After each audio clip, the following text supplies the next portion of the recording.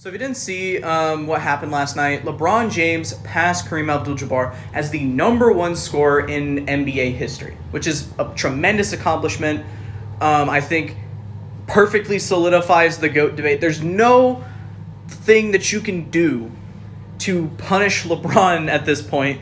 He beats Jordan in all-time assists. He beats him in all-time scoring. He beats him in all-time rebounds. He beats him in the conference finals record. He's been to more finals. He's been to the playoffs more times in his career. He's had a phenomenal career. They're both great. Arguably, they are both 1 and 2. My opinion, James is 1, Jordan is 2. Okay? That's my opinion. Because the only way that you can take the finals record, he's 6-0 in the finals, LeBron's 4-6 in the finals, is if you specifically are going to make the argument that losing games is better for your legacy. That losing in the conference championship is better for your legacy as a player. Which is just the stupidest fucking argument when it comes. Because you're punishing winning and you're rewarding losing. Whole different thing. One of the other things that came up was scoring titles. And it got me looking at similar stats for other players.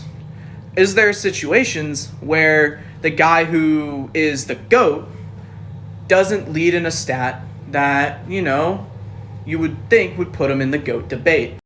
And I found a couple.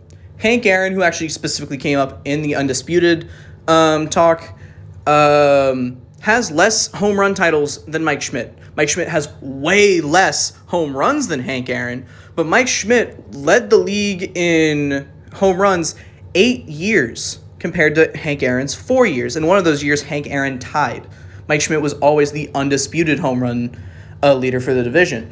Breeze and Marino both had more passing yards in a single season than Brady. And Breeze and Manning were only one season behind in terms of touchdowns in a season.